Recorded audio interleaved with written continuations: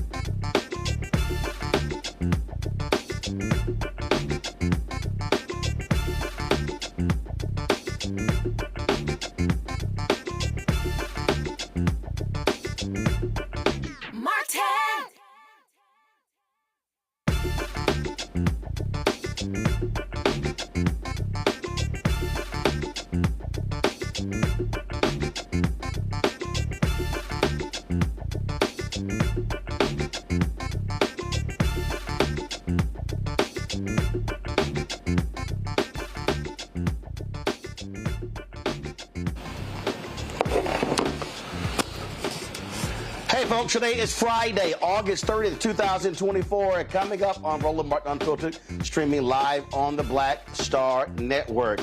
Vice President Kamala Harris, Governor Tim Walz sit down for an interview with CNN, their first joint interview since, of course, she became the nominee and he picked her.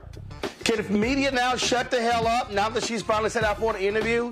We'll show you some of it. Did I watch it? No, because I really didn't care. Also, the Supreme Court, the U.S. Appeals Court rules in Louisiana can end its state Supreme Court consent decree. We'll unpack and tell you what that means. A veterans group is blasting Donald Trump for his shameless behavior at Arlington National Cemetery. What did we show you their new ad? Also, two former black Georgia election workers, those who sued Rudy Giuliani, they won $148 million. They said, Rudy, it's time to pay up. And the white Florida deputy who killed a black Air Force veteran, well, he's now out of jail. We'll tell you all about that. Folks, it's time to bring the funk. I'm Roland Martin Unfiltered on the Black Star Network. Let's go. He's got it. Whatever the miss, he's on it. Whatever it is, he's got the scoop, the fact, the find. And when it breaks, he's right on time and it's rolling. Best believe he's knowing. Putting it down from sports to news to politics. With entertainment just for kicks, he's rolling. It's on go, y'all. It's Roland Martin, rolling with Roland now. He's funk, he's fresh, he's real, the best, you know he's Roland Martin now.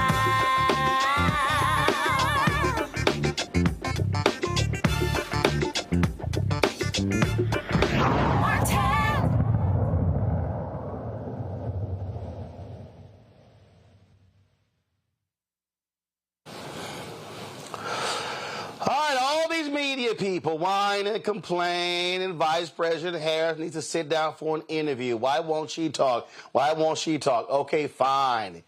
Yesterday, she sat down for an interview with CNN's Dana Bash, who asked her a lot of questions. A lot of them were just Republicans say this, the right says this. Really wasn't a lot of policy questions, but they got it out of the way. And so here's some of that interview. You have less time to make your case to voters than any candidate in modern American history.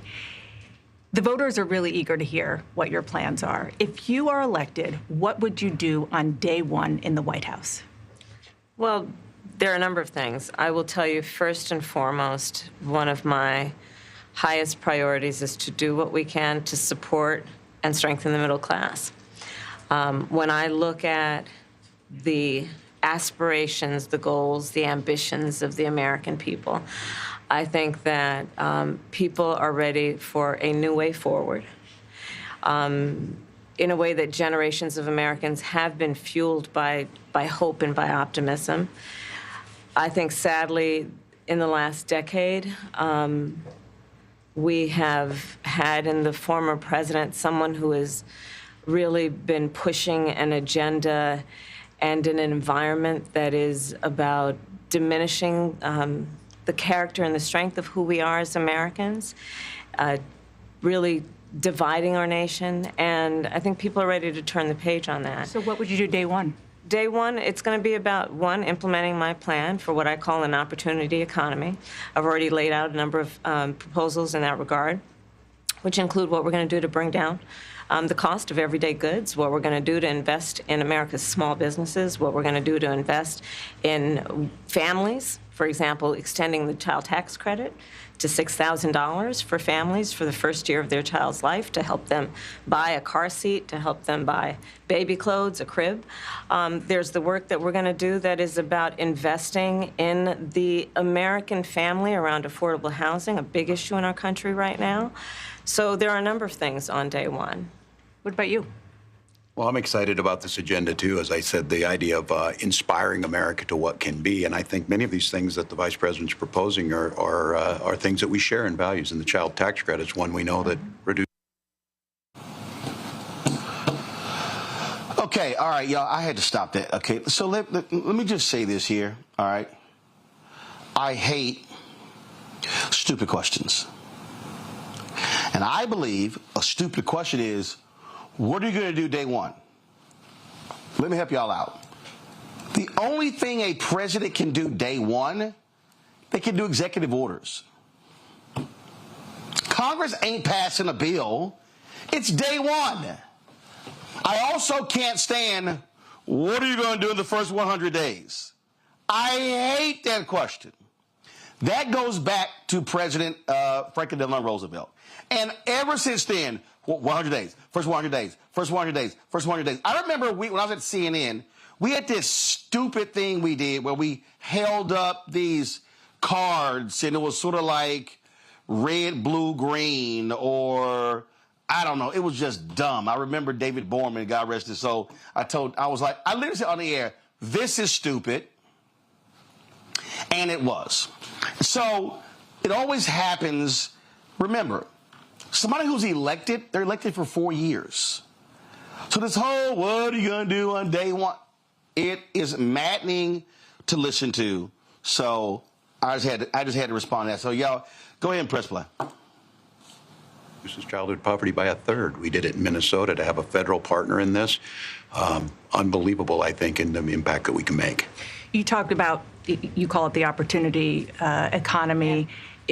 You are well aware that right now many Americans are struggling. There's a crisis of affordability.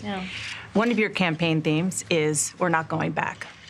But I wonder what you say to voters who do want to go back when it comes to the economy specifically, because their groceries were less expensive, housing was more affordable when Donald Trump was president. Well, let's start with the fact that when Joe Biden and I came in office, during the height of a pandemic, we saw over 10 million jobs were lost. People, I mean, literally, we were all tracking the numbers. Hundreds of people a day were dying because of COVID. The economy had crashed. In large part, all of that because of mismanagement by Donald Trump of that crisis. When we came in, our highest priority was to do what we could to rescue America. And today, we know that we have inflation at under 3%. A lot of our policies have led to the reality that America recovered faster than any wealthy nation around the world. But you are right. Prices, in particular for groceries, are still too high. The American people know it, I know it. Which is why my agenda includes what we need to do to bring down the price of groceries. For example, dealing with an issue like price gouging. What we need to do to extend the child tax credit to help young families be able to take care of their children in their most formative years. What we need to do to bring down the cost of housing. My proposal includes what would be a tax credit of $25,000 for first-time home buyers, so they can just have enough to put a down payment on a home, which is part of the American dream and their aspiration, but do it in a way that allows them to actually get on the path to achieving that goal and that dream. So you have been vice president for 3.5 years. Yeah. The steps that you're talking about now, why haven't you done them already? Well, first of all, we had to recover as an economy, and we have done that. I'm very proud of the work that we have done that has brought inflation down to less than 3%. The work that we have done to cap the cost of insulin at $35 a month for seniors. Donald Trump said he was going to do a number of things, including allowing Medicare to negotiate drug prices. Never happened. We did it. So now, as I travel in the state of Georgia and around our country, the number of seniors that have benefited. I was in Nevada recently, a grandmother who showed me her receipts. And before we capped the cost of insulin for seniors at $35 a month, she was paying hundreds of dollars, up to thousands of dollars a month for her insulin. She's not doing that any longer. You maintain Bidenomics is a success. I maintain that when we do the work of bringing down prescription medication for the American people, including capping the cost of the annual cost of prescription medication for seniors at $2,000, when we do what we did in the first year of being in office to extend the child tax credit so that we cut child poverty in America by over 50%, when we do what we have done to invest in the American people and bringing manufacturing back to the United States so that we created over 800,000 300,000 new manufacturing jobs, bringing business back to America, what we have done to improve the supply chain so we're not relying on foreign governments to supply American families with their basic needs, I'll say that that's good work. There's more to do, but that's good work. I want to get some clarity on where you stand on some key policy issues. Energy is a big one. When you were in Congress, you supported the Green New Deal. And in 2019, you said, quote, "There is no question I'm in favor of banning fracking." Fracking, as you know, is a pretty big issue, particularly in your must-win state of Pennsylvania. Sure. Do you still want to ban fracking? No, and I made that clear on the debate stage in 2020, that I would not ban fracking.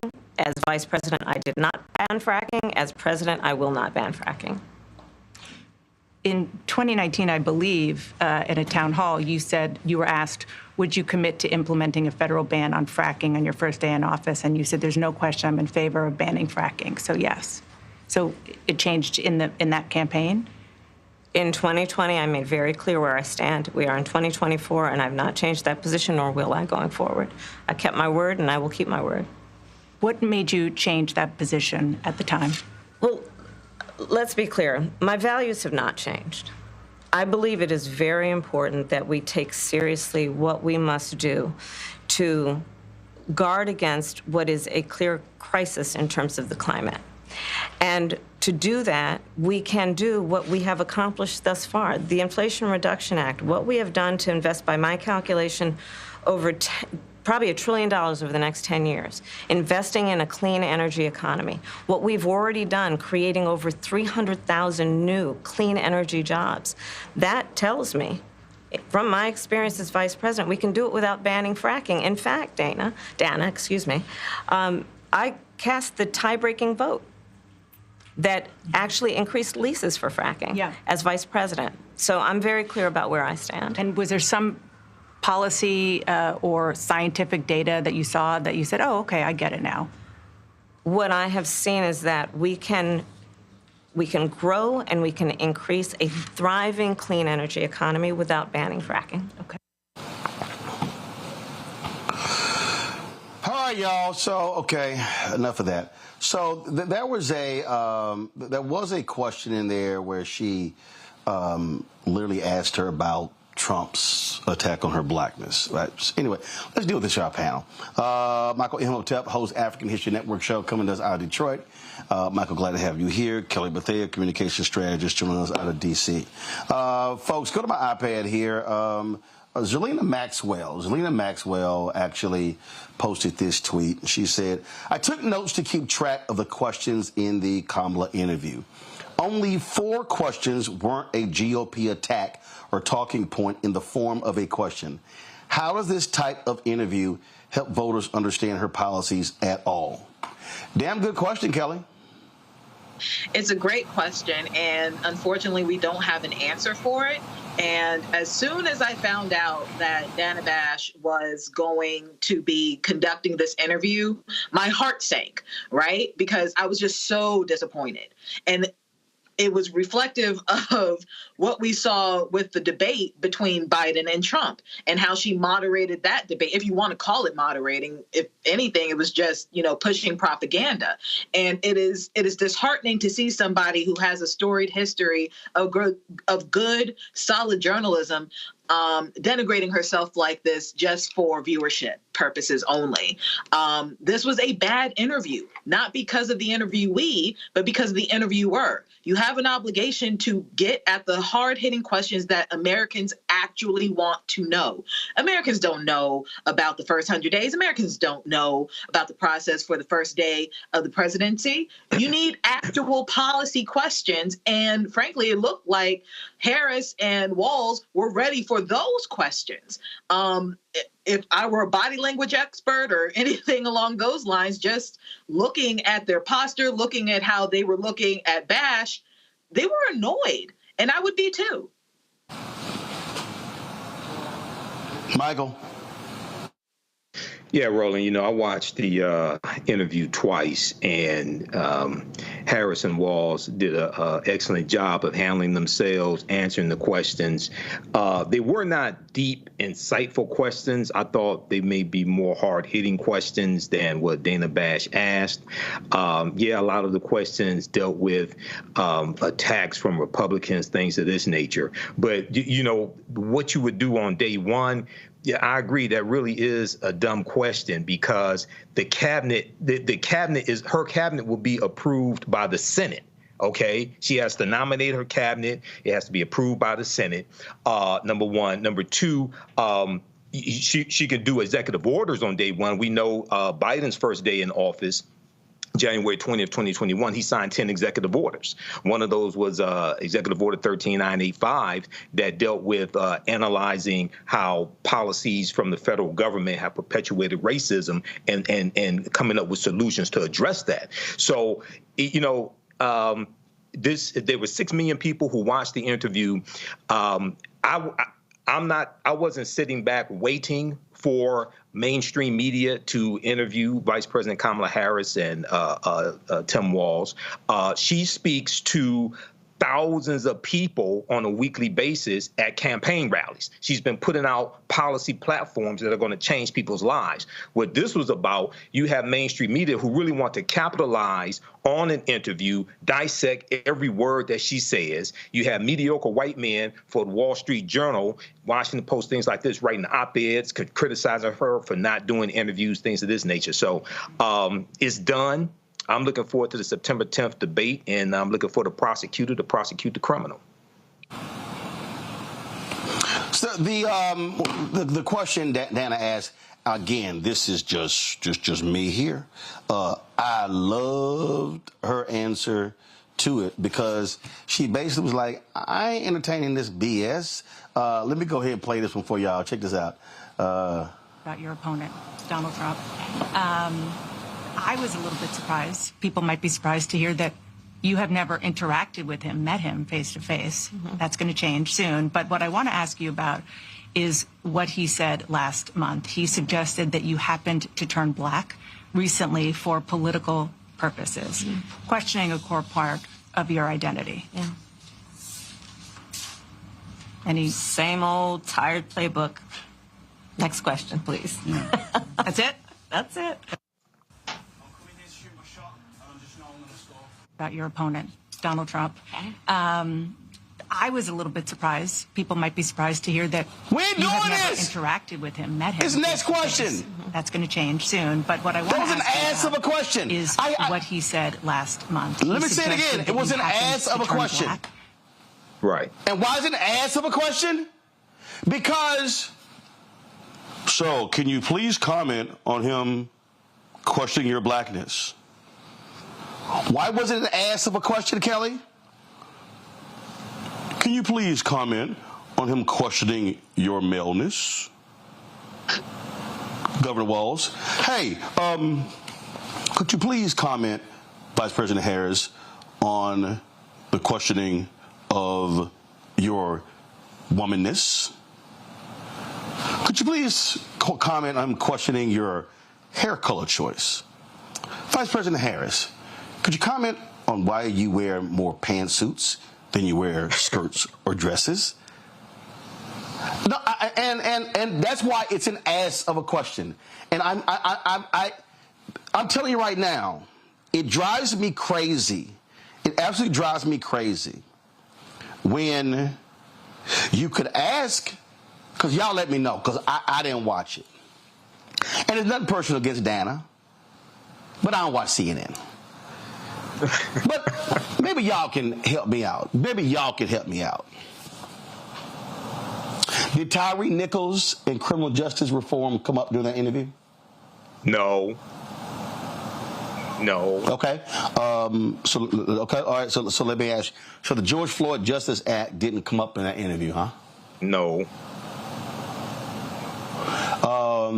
Did the Supreme Court ruling regarding affirmative action come up in that interview? No. Okay. Did the Congo or South Sudan or Somalia or Ethiopia Did that come up in that interview? Africa did not come up in the interview at all. Haiti did not come up in the interview at all. That's interesting. I mean, was there even a question about saying, "Hey, Madam Vice President, your father is Jamaican. How do you see Jamaican-American relationships with you as president?" Did that come up in the interview? No, but Roland, Palestine and Gaza came up in the interview. I mean, Palestine and Israel came up in the interview. Well, of course it did. Of course it did. Of course it did. Didn't. I'm just, hold on. Of course not. I'm just curious. Did, let's say, America be a nation, majority of people of color by 2043? How do you see advancing the economic interests of African Americans, other minorities? Did that come up in the interview? There were no hard, no, it did not, and these were not hard-hitting questions. Wait, follow me here. See, I'm not. Here's why I even don't get up. I don't even get caught up in the hard-hitting questions, because I believe that you can ask important questions that are policy-oriented, that are not specific, that other folk wouldn't call hard-hitting. See, part of this media charade, and I'm going to go to you, Kelly, then go to Michael. Part of this media charade, Kelly, is she needs to be asked the tough questions. She needs to be asked the difficult questions. No, she actually needs to be asked questions that are actually happening out there every single day in the world, such as, Madam Vice President, can I ask you a question? You had gotten a lot of criticism with regards to your call to dealing with price gouging. A Kroger executive admitted on the stand that they jacked up prices. Last year, Madam Vice President, there was that was an actual case where egg manufacturers admitted to collusion when it comes to pricing. That was an actual verdict. In fact, I'm just going to show y'all this here. Egg prices, y'all. Egg prices rose. Let me close this ad. Egg prices rose 60% in 2022 because a collusive scheme by suppliers. See, to me, that's not, Kelly, a hard-hitting question, but it does go to a policy issue that she raised, a pocketbook issue that people are concerned about, and may very well explain why prices have been jacked up, and people then go, oh, now I know why eggs were damn near $10 a dozen. Go ahead.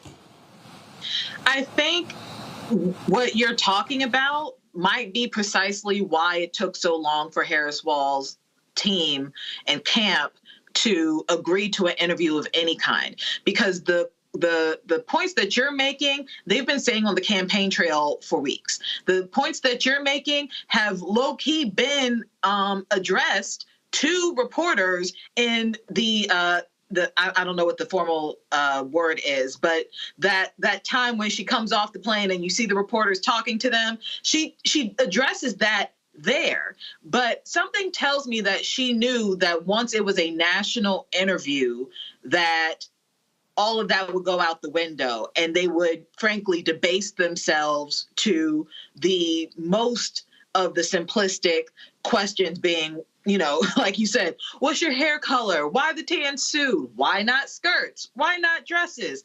I mean, I was, the way that interview went, I was surprised that Dano didn't go so far as to say, you have a lovely figure. Why don't you just show it off? Because that was the tenor of the interview the entire time. There was no indication through that hour that something substantive was going to come out of it. For all we care, again, we could have heard this on the campaign trail. We have been hearing this on the campaign trail. They could have put out a press release and done this in less time and with less effort. Like I said, it was disappointing. How about this? Harris. Right. How about this? Madam President, there are 140 million poor and working people in America. 73 million of these people are women. 68% of these people are African American. 66 million are white. And these poor and working class people make up 30 to 40% of the electorate, and many of them sit out elections.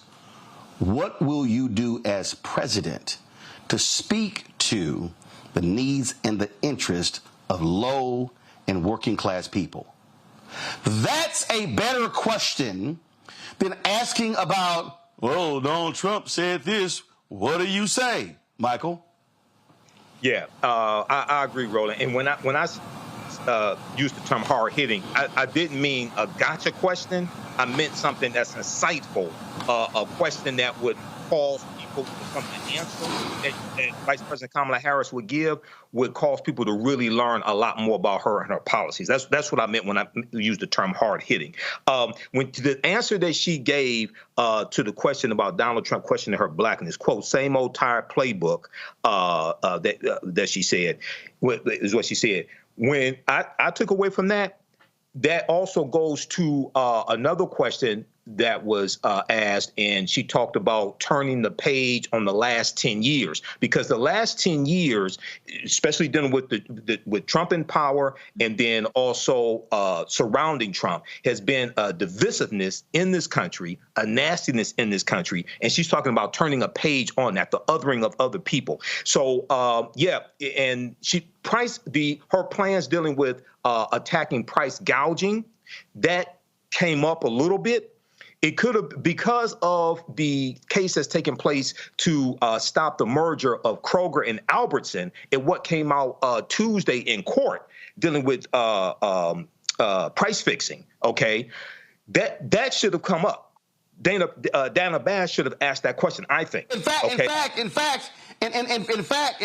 if you're going to go that route, which you also say, President Biden has been extremely aggressive when it comes to his Federal Trade Commission and stopping a lot of these mergers and acquisitions that create monopolies. Yes. Will you, as president, continue to be just as aggressive as President Biden has been, or will you be more what some are called business friendly? See, substantive question. Not sexy, not a gotcha, may not necessarily go viral, but that is a policy question that could have also potentially elicited a difference between her as president and Biden as president. So all I'm saying to folks is that just understand, to everybody who's watching, when you see these questions, these are questions that senior execs wanted and asked, things along those lines. They don't always dovetail with really what's happening out there in the real world. So, and we know you ain't gonna have no black questions come up. So I can guarantee you, when I get an interview with her, it's gonna be some black questions because that's what we do. But I don't like most of these interviews because it's a whole bunch of gobbledygook that doesn't mean anything. All right, y'all, hold on one second. We're going to come back, and I'm going to deal with a couple other things. We keep talking about this election. Donald Trump doing all he can to stay out of jail. Now he's trying to appeal his New York conviction to federal court. We'll talk about that when we come back. You're watching Roland Martin Unfiltered right here on the Black Star Network. On the next A Balanced Life with me, Dr. Jackie, how to live the dream without it turning into a royal nightmare. We'll meet an entrepreneurial couple who've been living the dream for nearly 30 years, and they're still going strong, speed bumps and all. I was all one trying to hold back, but he thinks he can do anything. He's like, no, we're going to do it. Let's do it. Let's just jump into it. And it has worked. It's a thing of beauty, literally. That's all next on A Balanced Life on Black Star Network. Next on The Black Table with me, Greg Carr. We featured the brand new work of Professor Angie Porter, which, simply put, is a revolutionary reframing of the African experience in this country. It's the one legal article everyone, and I mean everyone, should read. Professor Porter and Dr. Valencia Watkins, our legal roundtable team, join us to explore the paper that I guarantee is going to prompt a major aha moment in our culture. You crystallize it by saying, who are we to other people? Who are African people to others? Governance is our thing. Who are we to each other? The structures we create for ourselves, how we order the universe as African people. That's next on The Black Table, here on the Black Star Network. Hey, what's up? It's Sammy Roman. Hey, it's John Murray, the executive producer of the new Sherry Shepherd Talk Show. It's me, Sherry Shepherd, and you know what you're watching, Roland Martin Unfiltered.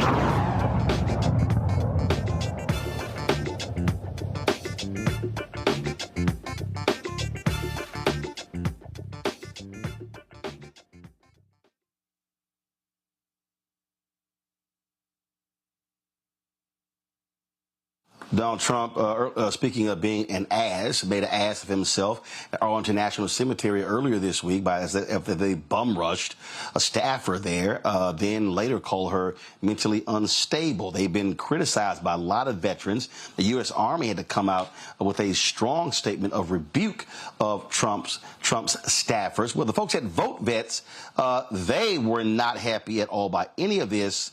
They dropped this ad. We've got Trump on the run, scared. His insults about service members catching up with him. He's panicked. Losers and suckers, he called us, confirmed. Refusing to be seen with wounded warriors because it makes him queasy. Refusing to salute the fallen of World War I because he, quote, doesn't understand what was in it for them. Because he was afraid his dye job might run in the rain faster than he ran to a quack doctor when the draft board called his number. Comparing his sexploitations with the likes of Jeffrey Epstein to the sacrifice of those who went in his place to Vietnam. Now, maybe the greatest insult of all, turning a military cemetery visit into a political stunt with cameras in tow. In Section 60, one of the most hallowed acres of all, and when an Army civilian official told them they were breaking federal law that bans politics and campaign cameras, Trump thugs verbally and physically assaulted her. Disgusting. Donald Trump, the grave markers veterans and military families drop a knee to are not your political props. They represent the heroes we served alongside, men and women you could never measure up to, friends who lived and died by the oath we all swore to uphold, something you will never understand, and why we're doing our damnedest to make sure no service member ever has to salute you as Commander-in-Chief ever again.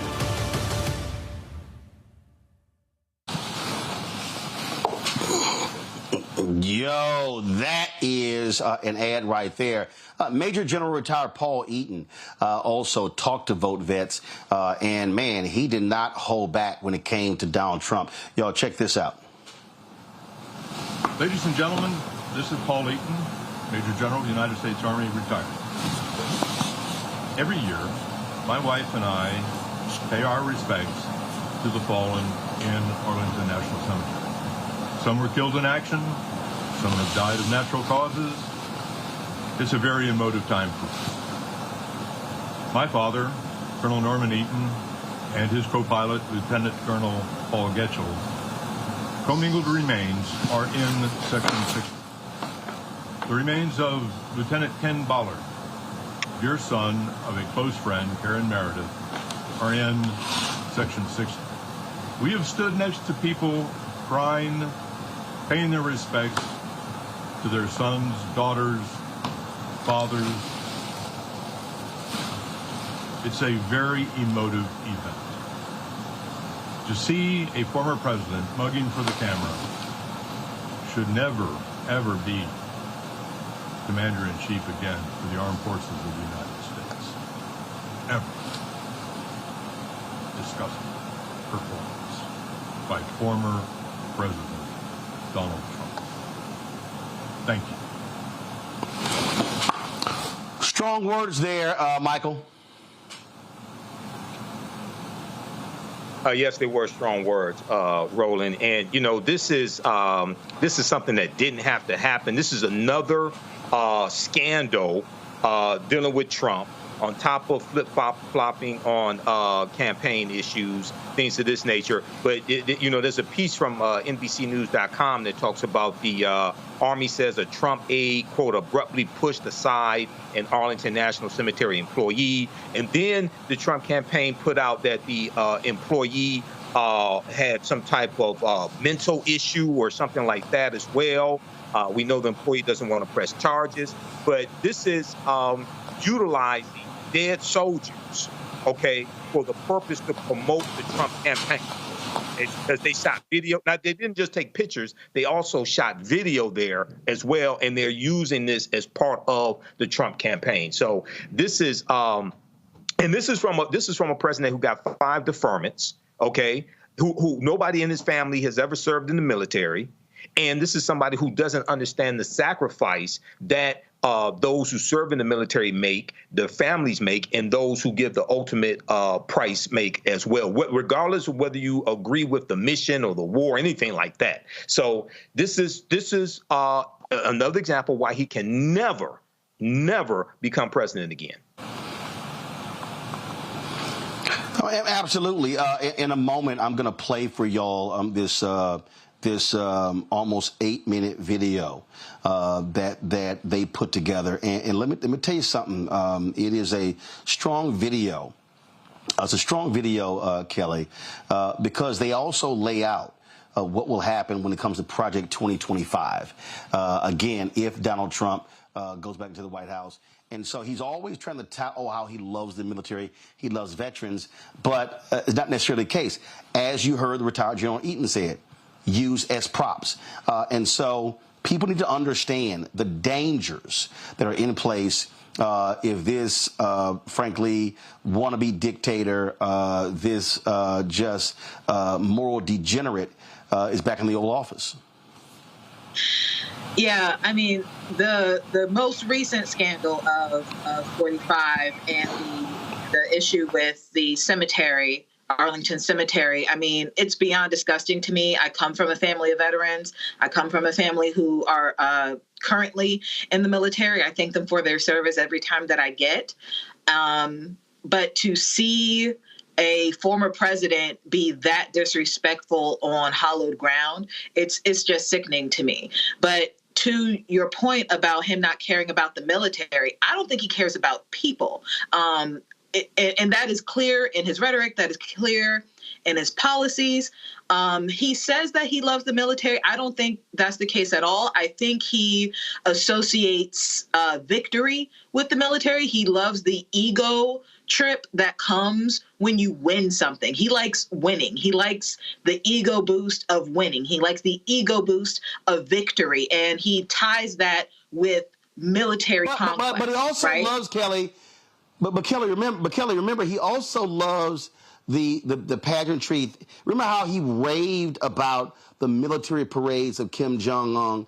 And remember, he wanted that in D.C. Remember, he wanted, and it's like, dude, you just can't roll tanks on U.S. streets. Do you know how heavy they are? The damage they cause? He wanted one of those old Russian, I'm going to try to find the video, one of those old Russian military parades where they got the missiles and the tanks and they got all that stuff, and he gets to stand there in the middle of the generals. That's what he wants. Dictators do. That's what dictators do. But all of that is. But my point to that, Roland, you're right about what he wants and what he said he wanted. But all of that is tied to ego. All of that is tied to the perception of power. So that's where I'm getting at with it. If he could find a way to not use the tanks and still get the same response out of people regarding the perceived power, the perceived ego boost. I mean, all of this is tied to his ego. This is why he's obsessed with crowd size. This is why he was obsessed with virility and how agile he was as opposed to Biden. That's why he was debating Biden on a political stage regarding golfing. It's all about his ego. It's all about a perceived notion of power. And that's what I mean when I say that he doesn't care about the military. He doesn't care about people. He cares about whatever it takes to make himself feel bigger than what he actually is. Oh, absolutely. I mean, and that's exactly what it, in fact, let me play this here. I mean, this is really what he wanted in D.C. This right here, this is what Donald Trump wanted. He wanted to be able to, somebody on YouTube said Donald Trump wants the soldiers to goose step right past him. And this is what he wanted. I mean, he was talking about that. And also keep in mind, he still owes Washington, D.C. about $9 million for that, whatever that 4th of July display was. He still ain't paid that bill. And so that's what he wants. He doesn't respect. He doesn't respect. Well, he can actually pay for it from all the damn donations, but the money's been used on his legal fees, and he's sitting here, screwing those folks over. Let me do this here, folks. The folks at VoteBets also put together. Yeah. No, actually, he's robbing some toothless person with a "Make America Great Again" red hat running around who believes that don't trust my guy, and he wouldn't let any of these broke ass white folks even walk through his hotel. They couldn't even get into the lobby, but they're sitting here just worshiping this man. The folks at VoteBets put together this video, y'all, that they went through Project 2025 and laid out how devastating this plan could be to the nation's military. Check it out. Project 2025. Project 2025. Project 2025. Project 2025. Project 2025. Deeper look at Project 2025. You've probably heard about Project 2025. The 900-page manifesto drawn up by Donald Trump's MAGA allies to radically remake our country. It's worth knowing about as you think about your vote, because this election is not just a choice of candidates. It's really a choice of the kind of country you would like to live in. Project 2025 is the MAGA Republican playbook to go around the Constitution, the Congress, and the courts to take total control of our government, using it to enforce their ideology on our lives. The thing is, it's eminently doable. They've been planning this for years, and we'll be ready to go on day one should Donald Trump be elected. Let's look a little deeper at a section that's been overlooked in the media. Their plan to radically remake our military. If one were to write a credible roadmap to transform our democracy into a dictatorship, this is what it would look like. And a big part of that is to turn the most effective, professional, and nonpartisan fighting machine that the world has ever seen into Trump's MAGA military force. Ready, willing, and able to deploy against our fellow citizens should Trump issue an illegal order. It achieves this goal in 4 steps. First, it corruptly uses the power of the presidency to fire flag officers, generals, admirals, and so on, who they deem not sufficiently loyal to Trump. Second, it stops promoting anyone in the military who doesn't pledge allegiance to their agenda. Third, it obliterates military readiness programs that ensure our diverse forces know how to work together. Fourth, it actively recruits troops who may have been targeted for radicalization by white supremacists. And then, it enables the use of the Insurrection Act to deploy the military inside the country against political opponents, protesters, or just about anyone Donald Trump chooses. That's a lot. So let's walk through it. The first step in creating a military that is loyal to Trump and carries out whatever order Trump gives, legal or not, is to remove all obstacles at the top. That means clearing out generals, admirals, and others who would refuse to carry out illegal orders in accordance with the Constitution. Trump himself has made it clear. I would fire them. You can't have woke military. Project 2025 calls troops who follow the Constitution Marxist and says they are Barack Obama's General Officer Corps. Well, I served in uniform for over 30 years, following my father's footsteps, and my family still serves today. I can assure you that there aren't many Marxists in the military. So who are they looking to fire? Anyone who is loyal to the Constitution above all. Once they clear out top ranks, they will only promote MAGA loyalists. They falsely claim that promotions under previous administrations were illegitimate, and that the antidote is to freeze promotions, even if people are in line and qualified, unless they are MAGA loyalists. That clears way for Trump to move his hand-picked people into key military leadership positions in acting roles, sidestepping any Senate confirmation vote. And who might he choose? We're talking about people like disgraced retired Lieutenant General Michael Flynn, who pled guilty to lying to the FBI in a Russian influence case, but was pardoned by Trump. General Flynn, he's some general, he's some man. He took abuse like nobody could have handled, and he came out bigger, better, stronger than ever before. We love him. He's a leader. And you just stay wealthy and healthy and well and everything. I want you to have great lives in general. You just have to stay healthy because we're bringing you back. We're going to bring you back. We're talking about retired Brigadier General Don Bolduc, a 2020 election denier who called for abolishing the FBI. Project 2025 then radically changes the culture of service. The report spills a lot of ink falsely arguing that the military spends most of its time on social engineering, Marxist indoctrination, critical race theory, and diversity, equity, and inclusion. It bashes transgender service members and kicks them out of the military. Anyone who has worn the country's uniform knows there is no Marxist indoctrination or social engineering going on. So what are they talking about? They're referring to programs that train our diverse armed forces how to respect each other and work together. This is key to unit cohesion and readiness. It's really a matter of life and death on the battlefield. They would abolish this training in order to remake a diverse fighting force into a political, homogenous MAGA military. Finally, Project 2025 curiously stresses the need to reward 8,400 troops who were discharged for refusing orders to be vaccinated against COVID during the pandemic. It rewards them with back pay and full restoration of rank to lure them back. Wonder why? Well, far-right conspiracy groups and white nationalists have spent years targeting people who are anti-vaccine to recruit and radicalize. They buried them in anti-government propaganda and MAGA conspiracy theories. These are not people you want to hand a military weapon to and hope for the best. So, how might President Trump use this MAGA military? Well, we don't have to guess.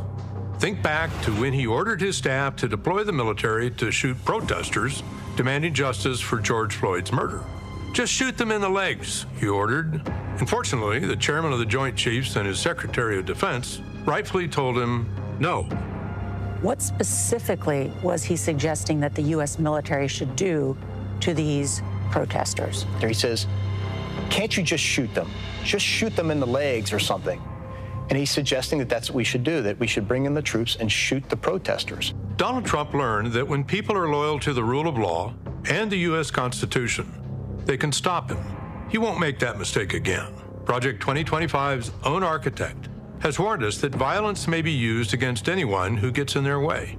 We are going to win. We're in the process of taking this country back. We are in the process of the Second American Revolution, which will remain bloodless if the left allows it to be. From shooting Americans in the street if they protest, to sending the military door to door looking for immigrants to round up, to putting troops into domestic law enforcement roles akin to martial law, Project 2025 would empower all of Trump's worst instincts. The good news is the choice is in our hands. Your vote this fall makes the difference. And it's not just about the top of the ticket.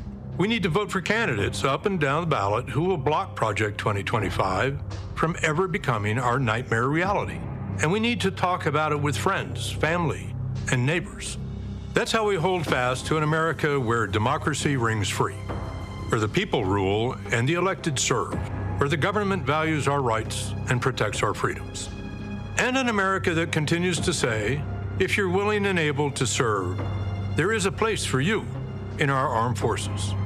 A military that still swears an oath to support and defend the Constitution of the United States. It's up to us. Thank you.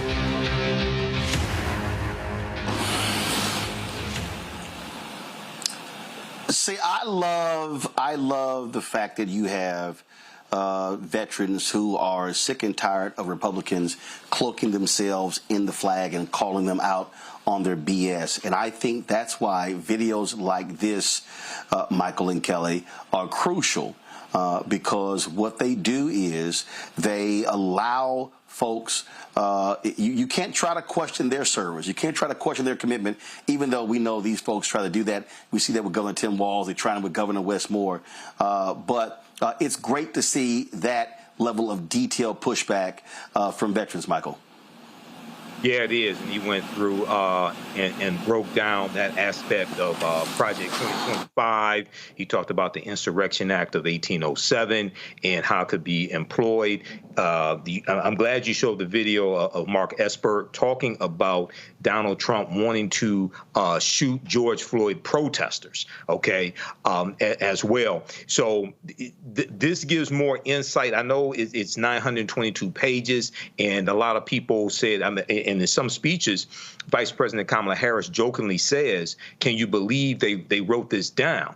Yes, I can believe they wrote this down because this is the second time the Heritage Foundation has done this. They did this in 1980, and it was a book called Mandate for Leadership that contained 2,000 policies they wanted the Reagan administration to adopt. The Reagan administration adopted 64% of those policies in Reagan's first term.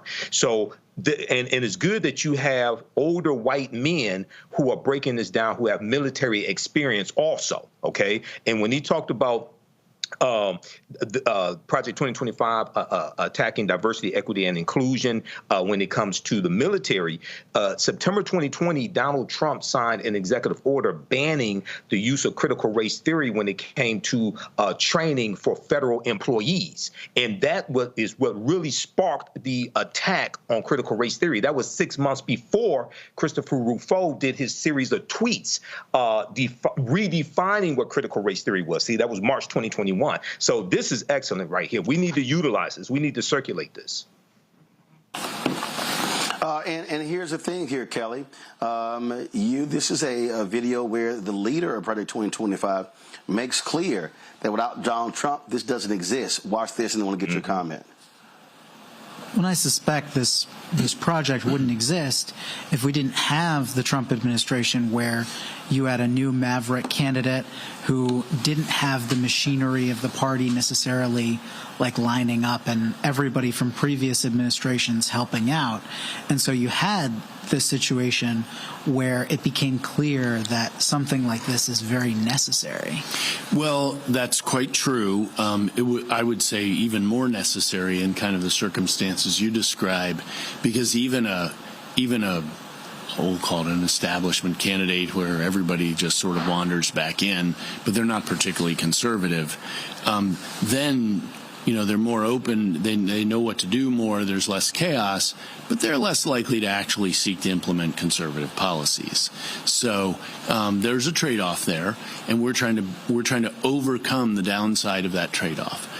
So when I suspect this... You heard him. There's a trade-off there. Kelly? It is terrifying to me that this could possibly actually happen,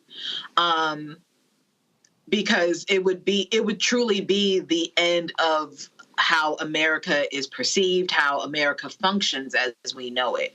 The reason why those people think that but for Trump, this would not be happening is because, frankly, he's the only quasi-politician, because he's not even a full-fledged politician, let's be honest. He is the only vessel who would be dumb enough to enact this and think it's not going to affect him, that it's not going to affect his families, etc. So it is imperative that people understand that this is not a joke. And you should also take into consideration with this ad in particular that, yes, they are veterans, but note how you don't know what their political party is. You don't know what their ideologies are. All you know is that they are against Project 2025. And the reason for that is Project 2025 is anti-American. And when you're talking about a group of people being veterans whose lives have been dedicated to protecting the America that we know, that people love, that people respect, for all of these people to be on board and be like, I don't know what this is, but it's not American, that should tell you something. That should tell you something. Indeed. All right, folks, hold tight 1 second. We come back. I want to talk about this case out of Louisiana. And if you want to understand why federal courts are so important, you want to understand why there's a difference between a President Kamala Harris or a Donald Trump in the Oval Office. Y'all know I can never call that man president. So I'm going to use every other iteration possible. It's what happened out of Louisiana and the extremely conservative U.S. Fifth Circuit Court of Appeals. I will explain that next right here on Roland Martin Unfiltered on the Black Star Network. Hey, folks, do not forget, support the work that we do. It is critically important. And so we really appreciate if you would join our Bring the Funk fan club. Our goal is to get 20,000 of our fans contribute on average $50 each a year. That's $4.19 a month, 13 cents a day. That allows for us to be able to do the stories that we do, cover this stuff. Folks, understand our expenses are real. $195,000 a month. Office space and staff and salaries and all these things that go with it. And it's real. And so we're out here doing our work. We generate revenue through YouTube. We generate revenue selling merchandise. We generate revenue, which, of course, trying to get additional advertisers. But again, your donations are critically important. Next Thursday, I'm going to travel to Kansas City to get an update on our Ro-Ro-Mobile 2.0. Remember, our Sprinter was total when this driver cut in front of my driver returning from Essence Festival. So we're going to get an update on that. And so, again, that's going to cost us about $180,000. And first of all, we got insurance. We had insurance on it, sent us a check, but we actually had to have some modifications, some better safety modifications. It was going to cost a lot more. So it's all real. And so when you support us, that's what you're supporting. And what I love about all of y'all, all of our fans, and when I started this 6 years ago, I said, hey, we're not going to send you swag because, listen, all that stuff is going to cost money. So hats and mugs and T-shirts and all this sort of stuff like that. And I dare say fewer than 100 people have complained that, well, what am I getting? What am I getting? Y'all, when you contribute, you know that money is being invested right into the show. And so we really want you to support that work and what we're doing. And so, again, it's absolutely critically important when you do. And so we're doing the best that we can with our resources. And trust me, it's no joke. We've got, my show. We've got, of course, we have other shows on the network that we do the work. And so we do all of that. And so, of course, Wealthy You, Balanced Living, Greg Carr's show. We've got Stephanie Humphrey's show. We're going to be starting new episodes. My little man, Noah out of Atlanta. Y'all been seeing that young brother. Matter of fact, let me pull it up.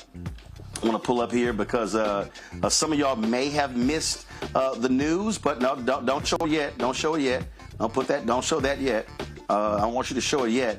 But I ran into, okay, all right. Let's see what happened here. Sorry, y'all. Something happened here. There we go. We got me back, I think. Y'all got me back? There we go. Sorry.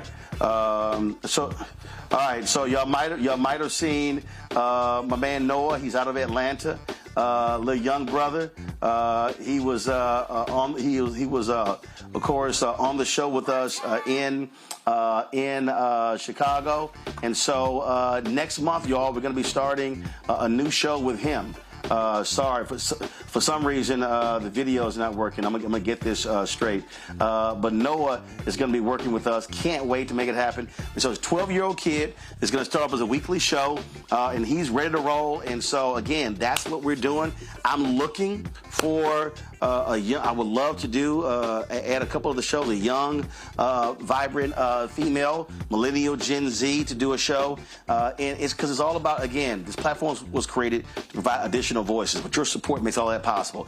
So join our Bring the Funk fan club. Send your check and money order to P.O. Box 57196, Washington, D.C., 20037-0196. Cash App, $RM Unfiltered. PayPal, R Martin Unfiltered. Venmo is RM Unfiltered. Zelle, Roland@RolandSMartin.com, Roland@RolandMartinUnfiltered.com. Download the Black Star Network app, Apple phone, Android phone, Apple TV, Android TV, Roku, Amazon Fire TV, Xbox One, Samsung Smart TV. Folks, we'll be right back.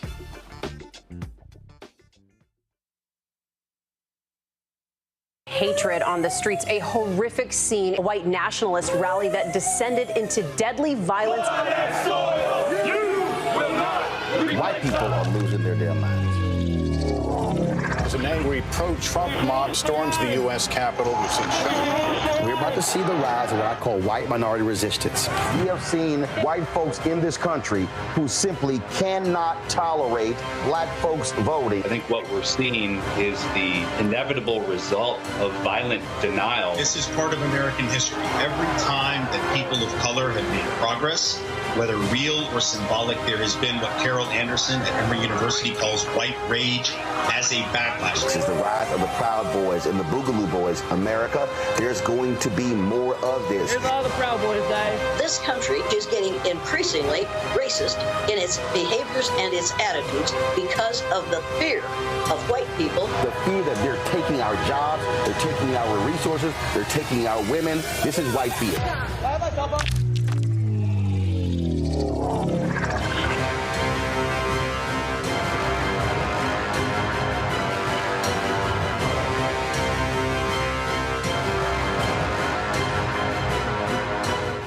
Hello, I'm Paula J. Parker. Truly proud on the Proud Family. I am Tommy Davidson. I play Oscar on Proud Family, Louder and Proud. Hi, I'm Jo Marie Payton, voice of Sugar Mama on Disney's Louder and Prouder, Disney Plus. And I'm with Roland Martin on Unfiltered.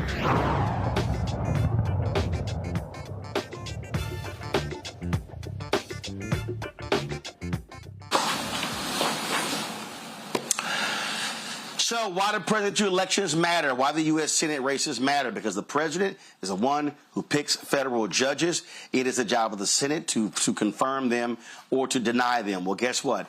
In Louisiana, in 11-7 decision, the 5th U.S. Circuit Court of Appeals in New Orleans, they said that a lower court judge erred in requiring that Louisiana prove it had erased, quote, the vestiges of past discrimination before ending the so-called Chisholm Decree. Circuit Judge Kurt Engelhardt said this unexpected burden was impossible to satisfy, and it was enough that Louisiana satisfied the 8 remedial measures in the 1992 decree, which required a single majority minority district in Orleans Parish. One of the dissenting judges, Circuit Judge Jacques Wiener, said the evidence of compliance was simply not there. Louisiana also refused to commit to ensuring a majority minority district after the decree was dissolved. This right here is really, really important, Michael, because, again, the 5th Circuit Court of Appeals is extremely, extremely conservative. And that 5th Circuit, I just want to show folks so they understand why it matters. I understand the 5th Circuit because I am from Texas. That's one of the states that the 5th Circuit actually covers. And as I said, extremely, extremely conservative circuit. There are 17 judges in the 5th Circuit. And who is the circuit judge that they actually report to? Sam Alito. Republicans have always understood how vital the 5th Circuit Court of Appeals always has been. And so when you look at this ruling, and when you look at other rulings as well, then you begin to understand the 5th Circuit. This right here is their website. These are the states that fall under the 5th Circuit. Louisiana's eastern, middle, and western districts. Mississippi, the northern and southern districts. Texas, the eastern, northern, southern, and western districts. Those 3 states. So when you talk about laws, cases that come out of those states, the Fifth Circuit rules in them, and that, Michael, is crucially important. Absolutely, and you're correct that Republicans have always been much better in understanding the power of the courts, how the courts work, the federal court, Court of Appeals, U.S. Supreme Court. Those 3 states that you just showed, Louisiana, Mississippi, and Texas, those are all former Confederate states as well. They had very large slave populations. So this is another reason why we have to have political education, master and understand political self-defense. And in looking at the court ruling, the piece from Reuters, it talks about the 5th U.S. Circuit Court of Appeals in New Orleans said a lower court judge erred in requiring Louisiana to prove it had erased, quote, the vestiges of past discrimination before ending the so-called Chisholm Decree. So once again, this also ties into history, right? And really understanding Louisiana, 1/3 population African-American. We see what Governor Landry has been doing down there. You've had Gary Chambers on here a number of times talking about Louisiana. This is the consequence of voting and not voting strategically as well. So this is extremely important that we're talking about this.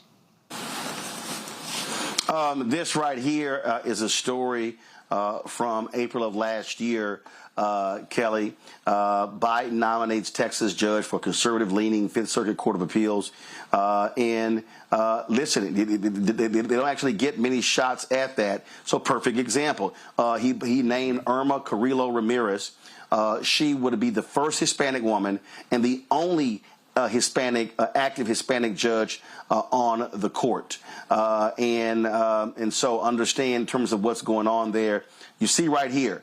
There are 12 of, so there are 16 active judges, Kelly, the Fifth Circuit Court of Appeals. 12 of the Fifth Circuit's 16 active judges were appointed by Republican presidents. 12. That means just of the 17, 5 appointed by a Democratic president.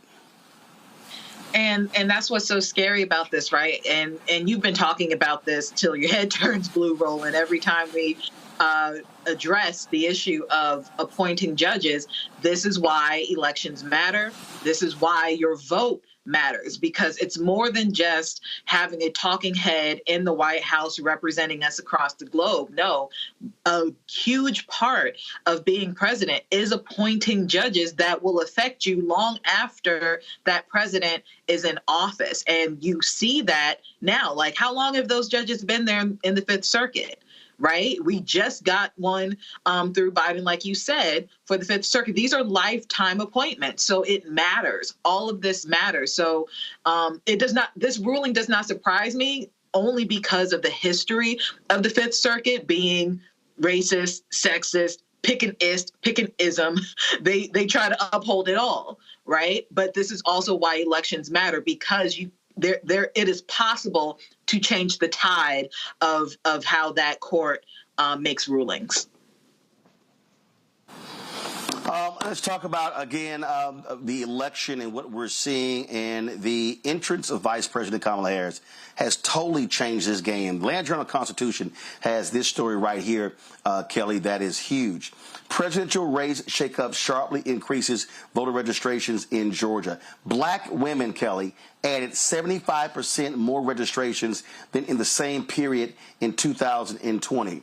And look at this lead right here. New voters have registered in droves in Georgia since Kamala Harris entered the presidential race, especially black, Hispanic, and young voters, according to state election data. The sharp increase in the rate of registrations suggests an outpouring of enthusiasm among voters who tend to vote for Democratic candidates in Georgia, a politically divided battleground that could decide the winner between Harris and Republican former President Donald Trump. I saw another story, Kelly, that talked about in one area the voter registration of black women was up 175%.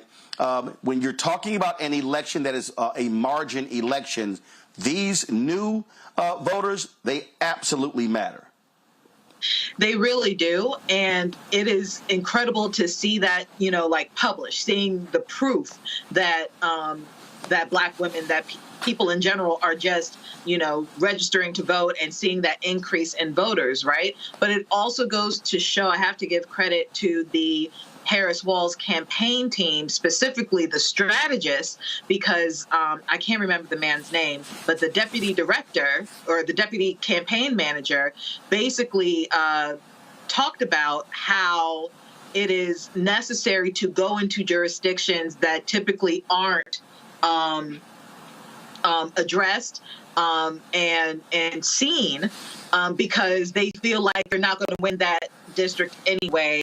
They're not going to vote our way anyway, so there's no point in going. But this particular deputy director, who was also responsible for the Warnock win, understands that if you are really for all Americans, you got to go to where all Americans are, right? And this articles like this, data like this is proof that that strategy works best.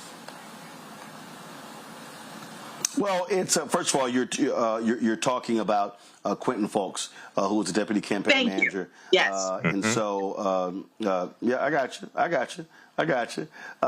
When you look at these numbers, Michael, it is important because what you're seeing is the type of focus, the type of attention that is happening all across this country, and Democrats now have significantly closed the voter registration gap.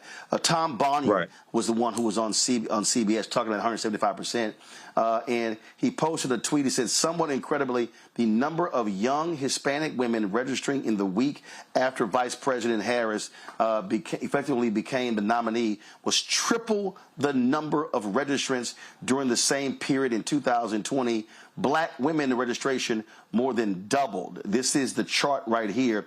He's showing those numbers. So you see, so if I zoom in here, so you see down here, Republican, AAPI, Democrat men total, women, black 63.7, black women 83.9. This is just in Nevada. Hispanic 91.9. 1829, 106.6. Black women 1829, 125%. Hispanic women 125.4. Women 1829, 129.5. Hispanic women 18 to 29, 221%.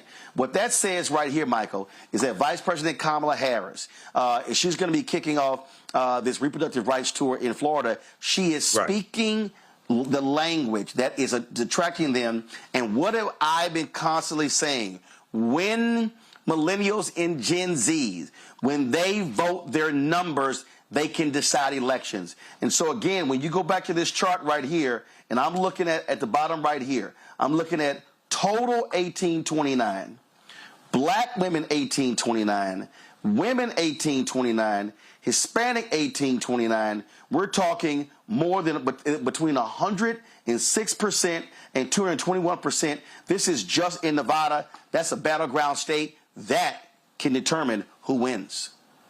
Absolutely. And this is dealing with more than just enthusiasm. This is dealing with Vice President Kamala Harris speaking directly to issues that are impacting Gen Z, millennials. We can talk about Generation X as well. When you talk about housing, you talk about building 3 million new homes. When you talk about her rolling out her economic plan on Friday, August 16th. This is why I was not calling for her to have a sit-down interview with the media.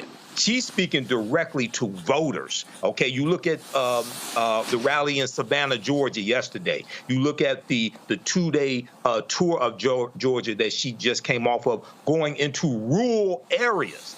That's extremely important because what it does is, one, it draws media attention, it draws thousands of people to come out, but also what it does is it forces the Trump campaign to put resources into areas they didn't think they were going to have to try to defend, okay? So This is speaking. This and this goes back to something I was saying right before Biden dropped out.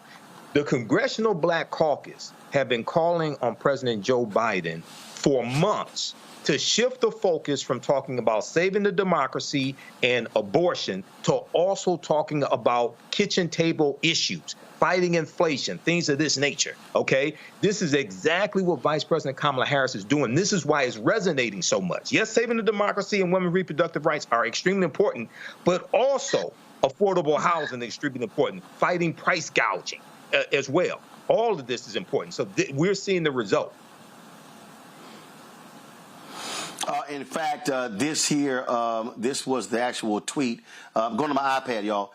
This was the tweet that Tom actually posted right here, where he said the Harris effect in the 13 states that have updated voter files since July 21st. We're seeing incredible surges in voter registration relative to the same period in 2024, driven by women, voters of color, and young voters. So this is overall. Before I showed you Nevada, and you see this. And so this is, you see over here, the far right, where he got that 175%. But you see Hispanic women, 1829, 149%. Black women, 98.4. Black, 85.8. And you see it going down there. And so the bottom line here is that when you look at this election, this is going to be an election on the margins. And I hope people are paying lots more attention to these numbers. But we got to remember, no matter where you are, you have got to be pushing folks if they must register. And again, get them to understand that, hey, if they even are on the fence, fine, still register, because once the deadline is passed, that's it. And so beginning on Tuesday, we're off on Monday for Labor Day, but beginning on Tuesday, we are going to be showing you and providing for you the registration deadlines in every single state. We're going to be posting it on social as well, because we need people to understand what's happening. And understand, early voting begins in some places in less than 20 days. And so we got to understand that we are in the prime of the election season, and we all must be ready to get this thing going. Let me go to a break. I'll be right back right here, Roland Martin Unfiltered on the Black Star Network. Support the work that we do. Join Bring the Funk Fan Club. Send your check and money order. P.O. Box 57196, Washington, D.C., 20037-0196. Cash App, $RM Unfiltered. PayPal, R Martin Unfiltered. Venmo is RM Unfiltered. Zelle, Roland@RolandSMartin.com. Roland@RolandMartinUnfiltered.com. Y'all know y'all ain't getting this information anywhere else. Nowhere else. There's nobody else in black-owned media that's breaking down the stuff that we do every single day, 5 days a week, 2 hours a day on this show, plus our other shows. And so y'all see what we're doing to make this thing happen. And so please join our Bring the Funk Fan Club. Everybody who's already given during the show and who will give between the next 30 minutes, I'm going to personally shout you out right here on the show, okay? So, again, Cash App, $RM Unfiltered. PayPal, R Martin Unfiltered. Venmo is RM Unfiltered. Zelle, Roland@RolandSMartin.com. Roland@RolandMartinUnfiltered.com. Back in a moment. Now streaming on the Black Star Network. I still have my NFL contract in my house. I have it in a case. It's 4 of them for my 4-year contract. I got a $600,000 signing bonus. My base salary for that first year was $150,000. Matter of fact, $150,000. $150,000. That's what I made. $150,000. Now think about it. My signing bonus was a forgivable loan, supposedly. When I got traded to the Colts, they made me pay back my signing bonus to them. I had to give them their $600,000 back. Wow. Yeah, I was so pissed. Because, I try to be a man of my word. I'm like, you, I'll give you your money back. Even though I know I earned that money, right. I gave them their money back. I gave them $600,000 back. But yet, I was this malcontent. I was a bad guy. I'm about the money. It wasn't about the money. It was about doing right. Because I looked at, because you look at contract. Look at John Elway. John Elway was making $1 million, $800,000. I was making $150,000. I was doing everything. And I'm like, but yet I was, I got so many letters, I just play for free and all that kind of stuff. You don't forget that kind of stuff. Right. That stuff is hurtful.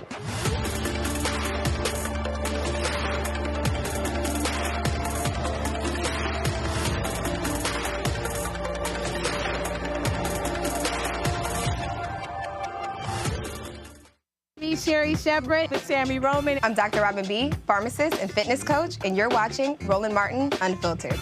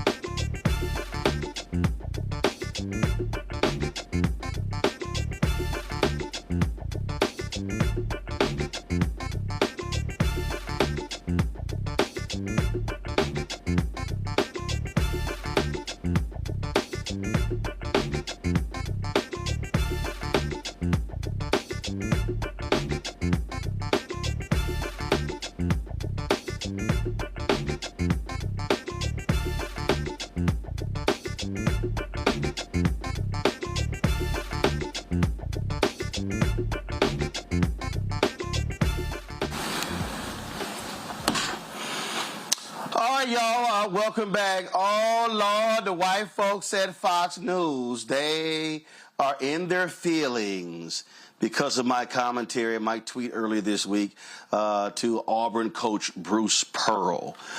So check this out, y'all. So somebody sent me this today. Former CNN contributor tells black players not to join Auburn's basketball team under Bruce Pearl.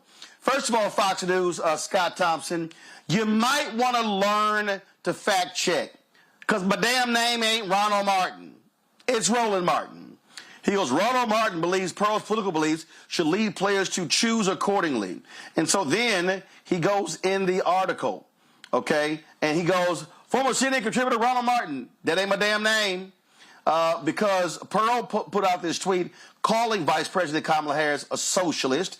He also said her view, said that, with her woke policies, and so all this sort of stuff. And I said what I said. He goes, this post led Martin to tweet his own plea to recruits not to join the Tigers head coach because of his public views, specifically black players. Hey, Scott, you damn right I said what I said. If you got a basketball coach in the South, in Alabama, in Bruce Pearl, let's be real clear. He ain't got no team without black players. And he's calling Vice President Kamala Harris a socialist. He's sitting here talking about her woke agenda. Hell yeah, I'm saying to black parents, don't send your kid to Auburn. I wouldn't want my kid under him. This right here, y'all, is a tweet he posted. And he was responding to, of course, that ignorant racist Senator Tom Cotton of Arkansas, to Bruce Pearl. Thank you for pointing this out, Senator Cotton, except my guess is that, like many of her socialist, woke, progressive beliefs, she's now changing them or hiding them to get elected. We won't get fooled again. And, of course, I said to all black players and their parents considering Auburn, this is the trash Coach Bruce Pearl tweets. There are many other SEC schools to consider. Choose accordingly. Then you got Pastor, you got Darryl Scott, who goes, but Steve Curry and Steph Curry are good to go, huh? First of all, Darryl Scott, Darryl, I'm going to call you out every single time. Steve Kerr is a professional. He's an NBA head coach. Steph Curry is a professional. He's a basketball player. The fact of the matter is, here you have Bruce Pearl, who's criticizing, who's criticizing Vice President Kamala Harris. And so he is going into the homes of black people. He's going into the homes of black parents, recruiting their sons, saying, oh, I'll take care of your son. I'll be like a second father to them. All sort of stuff like that. I'll make sure they graduate. So, yeah, Pastor Darryl Scott, it's a big-ass difference between the two. And so I'm telling you right now, Michael, if I had a nephew and he was a top basketball player, I'd be real clear. I say, bruh, man, it's one school we ain't visiting, and that's Auburn. Yeah, I agree, Roland. And, Coach Bruce Pearl, his comments attacking Vice President Kamala Harris calling her policy woke, calling some of her policies socialist, things like that. What's woke about wanting to build 3 million homes so that people can have affordable homes to live in, so they can build generational wealth? What's woke about wanting to go after corporations that inflate prices and drive up inflation, so it makes it hard for people to afford food and basic needs? And my question would be, okay, so are you a Trump supporter?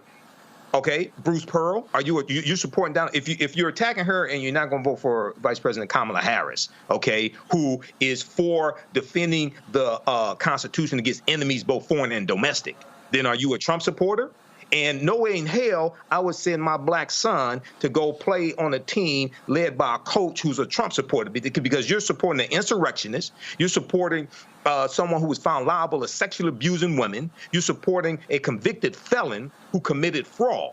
So, yeah, and I know, there's a saying, we all look alike, but damn, Fox News, all the money you have, I know you lost $787 million in that lawsuit. Because of the lies that you told dealing with the 2020 election. But it's Roland Martin. Get the name straight. Put some respect on his name. Kelly, what you have is, and this is really the case, I think, a lot more in college. You got a lot of these white coaches in college who are hardcore conservatives, and they love making their money off black folks, but then they also want to trash views. You look at Tommy Tuberville, of course, who was a head coach. Oh, guess where was he a football coach? Auburn. Okay, yeah, and he's one of the dumbest people in the United States Senate. And you have this, and so I don't give a damn what Scott Thompson, y'all, his Twitter handle is Scotty T Sports. I'm about to send his ass a tweet saying, learn how to spell my damn name. Plus, you can't be that bright when you are linking to my tweet in the article, and my tweet actually got my name spelled, and you still writing Ronald. So he calls himself a Jersey kid. Well, you might want to revisit your education, Scotty. Go ahead, Kelly. Something tells me that he said Ronald on purpose. That is always, to me, a blatant form of disrespect, especially with name recognition such as yours. Your name's everywhere. It's very easy to find your name, very easy to see how to spell your name. So to see that is a byline that actually got published, I think that's just a level of disrespect that they purposely put out there. So that aside, the notion of, deterring black parents away from Auburn, I think it has less to do with just political stuff, and it's a safety issue at this point, right? Because we have gotten to the point in our politics where if you align yourself with 45, if you align yourself with the MAGA movement, that is a threat to your life by way of being black. Right. And we see that. We saw that in Charlottesville. We saw that with the insurrection. We see that in little microcosms across the country, these examples of MAGA supporters who are not just racist, but aggressively so, to the point where your life could potentially be in danger by a result of their conduct. I don't have any children, but I wouldn't want my child susceptible to that. Certainly not from a coach who I am entrusting my child's care with, right? This is a safety issue above politics. Oh, absolutely. Again, I'm saying exactly what's important. That is, if you want to step your behind out here and talk about this stuff, well, guess what? We're going to respond as well. And so I say to black parents, if you got a top basketball player, it's a lot of other schools you can pick. And he did an interview, Bruce Pearl did, talking about, Auburn is a leaning conservative school. It's a place where we have respect and love God. Guess what? Y'all can go to a lot of HBCUs in Alabama where y'all can proudly wear your Stay Woke shirts as opposed to dealing with that fool. Let's go to Georgia, where the two black women who successfully sued Rudy Giuliani, they like, run me my money. That's exactly what they're saying, because they're making it clear, hey, it's time for you to pay up. and they want to start seizing his assets. Lawyers for Ruby Freeman and Wandrea Shea Moss, they have urged the U.S. District Court in Manhattan to force Giuliani to turn over his Madison Avenue apartment, any remaining cash, some of his prized New York Yankees memorabilia, including 3 World Series rings and a signed Joe DiMaggio shirt. They also want to claim about $2 million Giuliani has said Donald Trump's 2020 presidential campaign owes him. They also asked for control of his Palm Beach, Florida condominium. Of course, Rudy Giuliani targeted the mother and daughter after Trump's 2020 election loss, accusing them of election fraud. Kelly, I want them to leave Rudy Giuliani butt-ass naked. Well, I don't need that image of Giuliani naked in my head, but I will say penniless. I don't need it. I don't need it. I want to put his drawers and socks on eBay. That's nasty. No, I don't need that. I don't need that visual. I don't need that visual. That's pineapples. No. But I will say that, like you said, I can't even talk. Like you said just now, run these women their money because they went through the ringer for absolutely no reason. And, you know, I teach on part-time regarding Comms law. And this is like typical of, and basically like a textbook case of private versus public citizen. These are private citizens private figures who were literally minding their business, doing their job when some public figure decided to exploit them for absolutely no reason with malice, you know, and all of that was proven in court. Where's the money? Where's the money? You know, he has it, find it, and give it to him. That's it. That's all. But we don't need any visuals of Giuliani of naked draws. None of that. It was hard enough for me to see the black paint drip down on his head. That was it. That's my limit. That's butt ass naked. Let me tell you something. Listen, Michael. Every time he posts a video, every time he posts where he's gonna be somewhere, they need to have somebody right there. And if he's signing stuff, they should just walk over and be like, we got it. We got it. Just snatch money out of his hands. They should be standing right there saying, no, take that. I'm telling you, snatch everything. Sell everything. I don't give a damn. He can go live with his ex-wife. He can go, well, I think he got 3 or 4 ex-wives. And didn't he marry his cousin? Didn't Rudy Giuliani marry his cousin? But he has so make him go back and live with her. Well, you know, Roland, he should. Well, first of all, Rudy Giuliani did a skit some years ago with Donald Trump where Rudy Giuliani was in drag. So Rudy Giuliani could have a new career as a drag queen. Okay, he had on makeup, he had on a wig, he had on makeup, he had on a wig, he had on a dress. So Rudy Giuliani could raise money to pay Shea Moss and Ruby Freeman. He can go on a national drag queen tour, make it a review, team up with RuPaul. You know, make a career out of it. You know, this is a whole new career for him. You reinvent yourself, Rudy. Okay, so yeah, they need to get every penny from this traitor, from this liar, from this fraud who put their lives in jeopardy. Okay. And you know, and Donald Trump owes Rudy Giuliani $2 million. Donald Trump, he owes so many people money. So yeah, Rudy needs to get his money from Donald Trump. Donald Trump needs to sell some more of those cheap ass sneakers and some more of these digital cards and things like that to help Rudy pay Shea Moss and Ruby Freeman. See, but Rudy, know, you don't have to give me a percentage I know, for Kelly, the drag queen idea. Go run with that. Hey, Kelly, I know some people out here, and they like, oh, you ain't right for that. You talking about you saying Giuliani, you know, Giuliani did marry his cousin.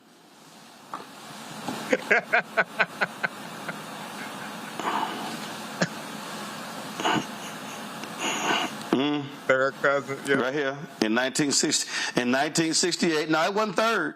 It was second. Okay. In 1968, second, Giuliani wed his second cousin, Regina Peruggi, who was the daughter of his father's first cousin.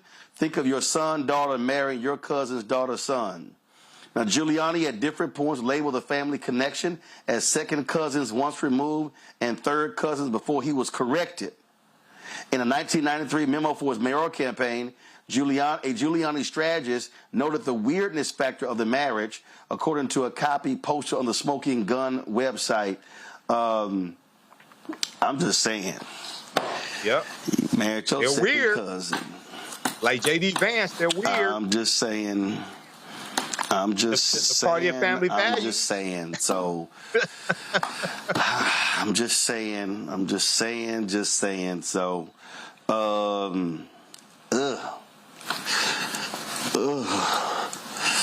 That's how they are. But yes, Kelly, leave his ass butt naked. Take everything. I do not need that visual. Make him go beg Trump to stay at one of them rooms in Mar-a-Lago. That's what you do. Take everything. I don't care. Take everything. I don't care. All right, I'm going to go to a quick break. I'll be right back here. What? What you got to say, Kelly? No. I was just going to say, sometimes just because it's legal don't mean you need to do it. And that's a very prime example of that. That's all. You right. Still want to butt ass naked. I'll be back. On the streets, a horrific scene, a white nationalist rally that descended into deadly violence. White people are losing their damn minds. As an angry pro-Trump mob storms the U.S. Capitol, we've seen shooting. We're about to see the rise of what I call white minority resistance.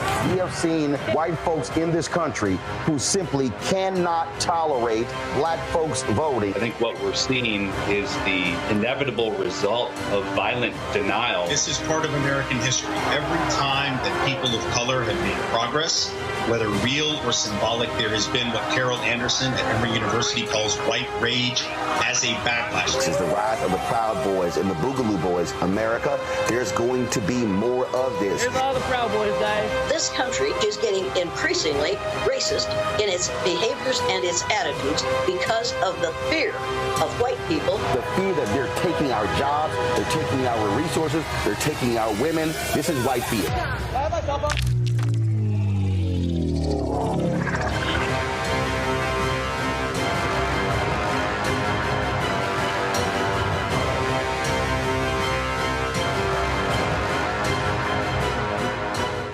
Hi, I am Tommy Davidson. I play Oscar on Proud Family, Louder and Prouder. I don't play Sammy, but I could. Or I don't play Obama, but I could. I don't do Stallone, but I could do all that. And I am here with Roland Martin on Unfiltered.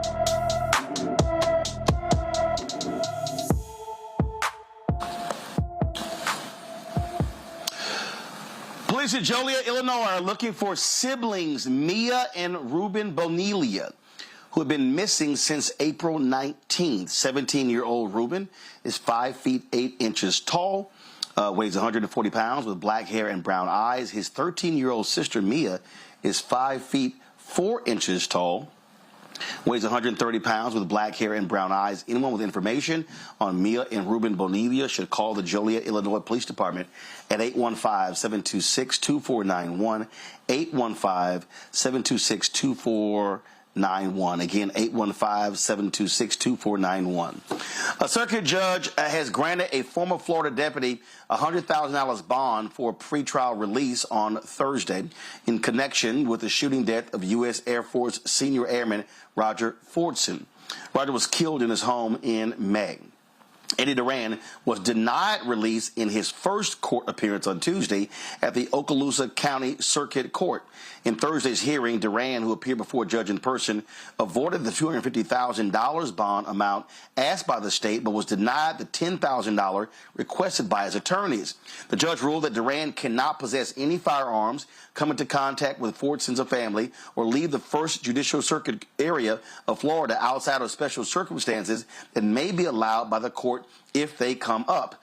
Duran is charged with manslaughter with a firearm in the May 3rd shooting death of 23-year-old Roger Fortson.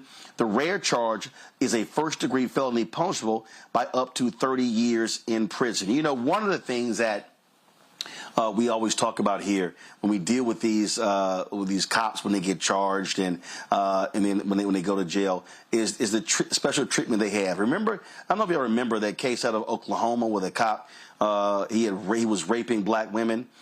And I never forget, Kelly, when he got convicted, if you went to the database of prisoners, you could not pull his name up.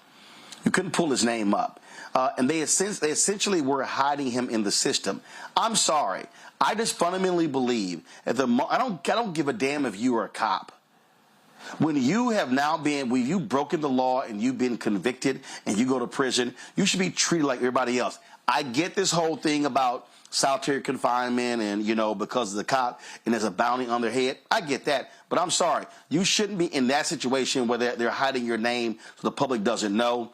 And in this case here, look, listen, he got bond. But the bottom line is Fortson is dead. And all Fortson did was in Florida, an open carry state where they love guns, and answered his door with his gun because he didn't know who the hell was banging on his door. And so I really, really hope and can't wait when this cop is convicted of his heinous actions. I mean, it is disgusting across the board.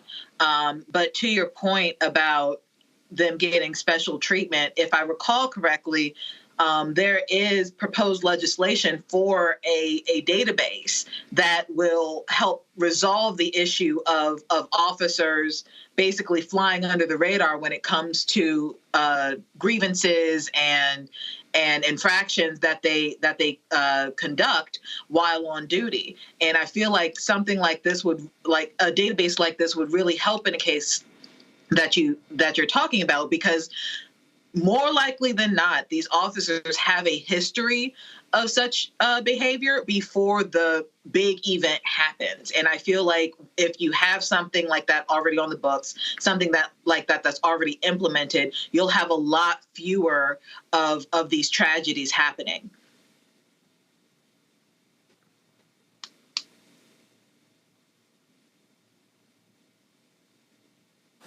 Michael? Yeah, Roland. I remember that case of the officer who was raping the black women, and I remember you covering that and talking about how you couldn't find him in the prisoner database. Hopefully justice will prevail here, and it's important to note that Roger Fortson, U.S. Airman Roger Fortson, when he came to the door, he did have a legally owned gun, but it was pointing down to the floor. He never pointed it at the police officers. And we've talked about this here on this show because there's going to have to be training. If they don't get training on this, there's going to have to be training on how to engage someone who is in their home and a legal gun owner, because you're in a state that's a open carry state. And not only that, Florida was the first state to have the stand your ground law. That's where stand your ground started, in Florida. So he didn't pose a threat to the officers. He didn't point the gun at officers. He in his home, legal gun owner holding his gun, pointed at the ground, at the floor. So hopefully justice will prevail here. Indeed, and well, we hope so, but we know how a lot of these things go. All right, folks, final point here. This weekend is Monday is Labor Day, and we talked to a number of labor leaders, of course, at the Democratic National Convention. And you know, look, most people, when they look at this as a holiday weekend, they don't even think about what it's all about. But the reality is, when you look at a number of the issues we have, 40-day work week, things along those lines, 40-hour work week, labor fought for those things to happen. So, Kelly, I would really hope that folk, as they think about this weekend, think about Monday and talk about Labor Day weekend, they remember who made all this possible and think about the fights that we have in the country going on right now when it comes to fair wages and equity and health care, things along those lines for everyday workers, especially at a time when you have these CEOs and these making just ridiculous amounts of money and really screwing over everyday workers. Absolutely. In typical American fashion, the rationale behind holidays gets diluted over time, right? And Labor Day has now devolved into basically a holiday where you shop, have a cookout, and, leisure, right? But Labor Day is a little bit more than that. It is, yes, relax from work, but the rationale behind it is, like you said, it's because of you have to recognize the fact that you need a higher living wage. You have to recognize the fact that you need unions. You have to recognize the fact that people are worth more than just a line item in somebody's, billion-dollar budget. And now with the election coming up, hopefully, like you said, people will begin to recognize that. A little doubtful, but one can hope. Indeed. Kelly, and I, of course, really appreciate it. Thank you so very much. I want to do this here. There are some folks I want to give a shout out to. Don't pull the music up yet. We had some folks who gave during the show, so I told you I wanted to shout them out. Addie Harvey. What you do is here, y'all pull the slide up where people can actually give. But I'm going to shout out Addie Harvey, Sharon Alexander, Frederick Davis, Jessica Winbush, Belinda Robinson, Trudella, Kathy Stokes, Rochelle Johnson, Rodney Alford, Jeanette Mills, Mark Collins, Christine Ely, Stephen Jesse Harris, Kenrick Burke, Josephine Turner, Richard Pettigrew, Veda Lonnie, Kim, Dennis Palmore, Ronnie Jones, they all, Indira Karib, they all gave during the show, and I appreciate Robert Stevens as well. So I appreciate y'all donating to us. If you want to join our Bring the Funk fan club, send your check and money order, P.O. Box 57196, Washington, D.C., 20037-0196. Cash App, $RM Unfiltered, PayPal, R Martin Unfiltered, Venmo is RM Unfiltered, Zelle, Roland at RolandSMartin.com, Roland at RolandMartinUnfiltered.com. Folks, I am in Houston. Tomorrow we're going to be having the homegoing service of my sister, Kenya Natasha Martin Williams. Pull up, y'all, the program, and want to pull that up. Also, a number of you have also been asking me to make a donation, and so what we have here is a scholarship fund for my twin nieces. They're in college, and so if you actually go to first of all, there's a QR code you can actually pick up, or you can also go to guys don't so you give it right there, so you see right there the QR code. So you just point your camera to that, and then so you see the $0 figure. You can put in any amount in there. So if you want to contribute to the scholarship fund of my sister's twin daughters, you can do so by just clicking the QR code as well. I'll post the link on social media if you want that as well. So be sure to check that out. So we'll be, again, funeralizing her tomorrow. So we appreciate all of your thoughts and prayers. And folks have also, a lot of you have sent flowers. I talked to the funeral home and they said, man, people have been calling from all over the country. And so we want to thank everybody for expressing their condolences to our family in this time. So I certainly appreciate it. Folks, I hope you have a fantastic weekend. Enjoy the weekend. Be safe. I'll be back in our studio on Tuesday. We're off on Monday. On Monday, though, we're off on Monday. What we will be doing on Monday, we're going to be actually putting through the best of our interviews with labor leaders, especially from the Democratic National Convention that's going to be our show on Monday. And so we appreciate that. Y'all be well. Y'all take care. And as y'all always know how I sign off. Holla!